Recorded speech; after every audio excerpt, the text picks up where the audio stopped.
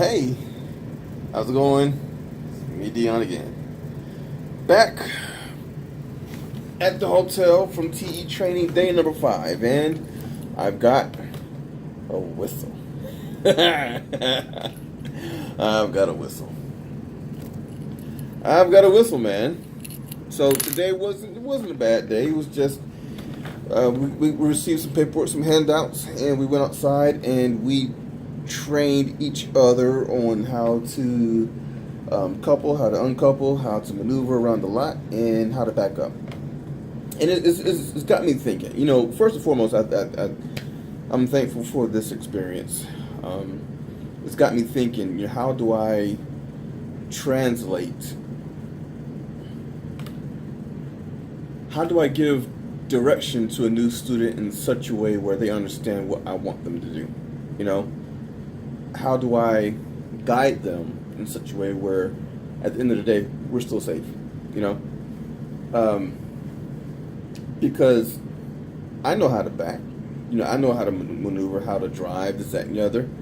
These are brand new students. They've not really had any major time out there, and the only time that they really get is when they're out there with me. So how do I translate, slightly modify what they've learned in class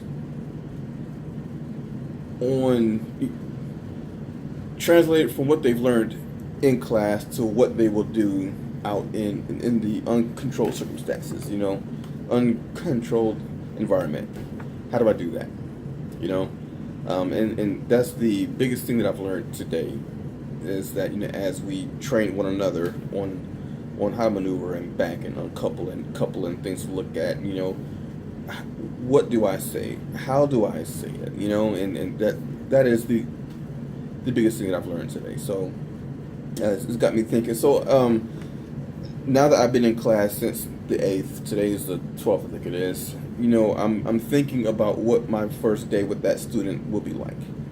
And I'm thinking about the new student that I had the other day. It was his second day of driving, and we got out onto the roads, and he was maneuvering, and he had a standard truck, so he was using the stick, first gear, second gear, whatever, and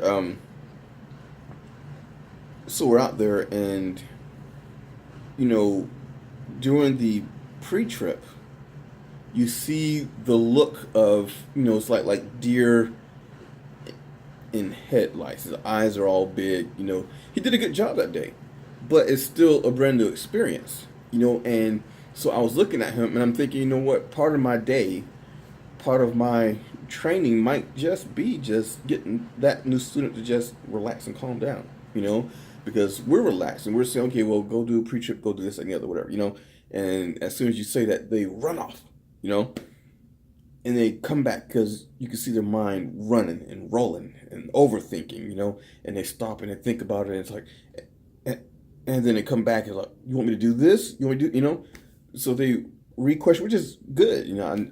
I need you to understand what's going on and to reconfirm what I said, but it's just got me thinking, what it was like when I was, at that stage, years ago, and how do I get this new student to kind of calm down and relax a little bit. So my plan, I think, is on the first day, I'm gonna let them do a pre-trip. I'm gonna be right there with them. But for the most part, it's gonna be my day. I'm just gonna base commentary drive and just show them what an average day could be like, and we, pick up a trailer here, do a pre-trip on it, things to look at, whatever, and then we take it over here, get loaded up, and go from there to the customer and set together. Bam, in the day.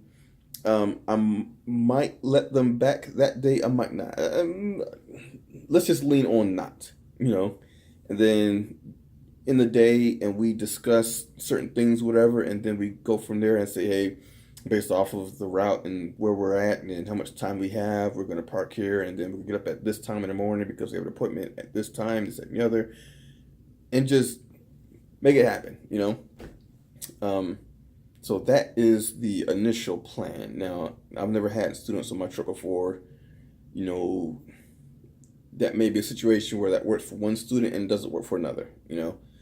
So it's just something that I'm just gonna have to learn and to figure out and get into my own groove, so to speak. So that is what the goal is. If you're ever my student, as it stands now, I will.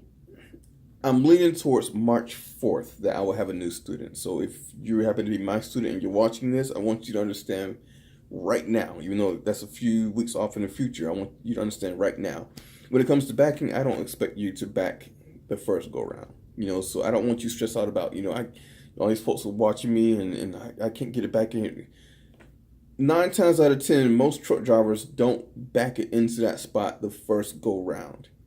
They always have to do something to modify, which means that they have to pull it up. They pull it up just to straighten it out. Might have to do the snake move, the S move, whatever. Pull forward, go to the left, go to the right, pull forward, and then back up. They might have to pull forward and then go to the left, or pull forward, go to the right. It just depends on what's going on. I will say that when you're at some of these customers' lots, or at some of the Bocal Cs, it's just all gravel. So we don't have lines to kind of guide us when we're there, because it's just gravel and dirt and nothing else. But when we're at the truck stops or the rest areas, 9 times out of 10, there's a line on the ground to kind of guide you. So that's what I use. But if I am on a gravel lot, in most cases, you can see where there was another truck that was there and they moved, and you see their tire tracks on the ground.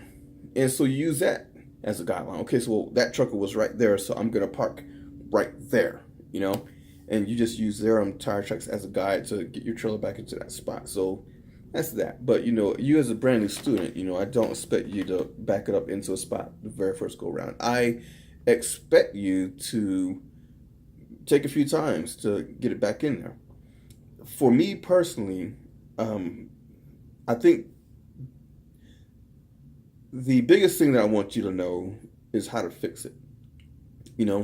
So we're not focused on you getting it back there the first go round. We're focused on how do you fix it. We're focused on, we know for a fact that you're going to make a mistake, but how do you fix that mistake? And I think that's the most important aspect of your training when it comes to backing that I can provide. So that is my goal. When we were training with one another today, we were learning that what I mean and what is understood inside that truck is two different things. So I think what I'm going to do is try to figure out if there's some way that I can come up with certain signals where before you as my student back up into that spot, maybe we can have like a sit down discussion and say, hey, you're going to be backing up into the spot. And I want you to understand me. I'm going to be out here up front, to the side, whatever. And when I do this, it means this. When I do that, it means that. When I say this, do this. When I say that, do that. When you see me do this. When you see me do that. Just come up with some basic ground rules for me so that both of us can basically have an understanding and know that when I'm following his lead, he must see something, and that's what these whistles are for, is so that I can kind of whistle at them. I'm not sure I want to use the whistle, because I'm thinking if we're at a truck stop, whatever, I blow the whistle and now everybody's looking, and I'm not sure that I want to do that. I'm not trying to embarrass the guy. So I might have to figure out some way of basically conveying to them to stop, But that is what the goal is. And I'm thinking maybe if I can have a situation where I have them to back into a spot at least once every day, we might be able to get it, So that is what my goal is. I found out this week that my truck is going to need some work when it comes to manual mode. So we got to do that. But I need a top mattress and I need a ladder in my truck. So what was understood is that there was ladders in the trunk. There was ladders in the truck, and that's just not true. Basically, everybody that I've been training with, nobody has a ladder. And what was told to me, some of my trainers that they did have ladders, and he's finding out that they in fact don't have a ladder. So that's a potential safety issue. And when it comes to me taking on my new student, we're gonna have a ladder in there, and I don't know how Schneider's gonna rectify the situation, but in a nutshell, it might be a temporary fix where I just go out and I buy a ladder, and we use that, and we're good, until Schneider finally gets one in there, or what I don't know how that will be resolved, but it's gonna have to be resolved before I take on a student, basically. So I'm to get her ladder, because I don't want their toes on my bunk, and I definitely don't want them standing on the fridge. Now the fridge, it can handle some weight, but I'm not inclined to have anybody standing on that fridge. I don't want to break it, because it's a fridge. And I mean, I've been using a cooler for years now, and it works. But now that I have a fridge, I'm thankful that I don't have to keep buying ice or planning my trip around buying ice or getting ice from the OC, this, that, and the other. And then when the ice melts, you got to drain it out, this, that, and the other, and, get more out. It can be, it's not anything that you can't deal with, but it's just something now that you have a fridge, like, wow, I don't have to worry about buying ice anymore.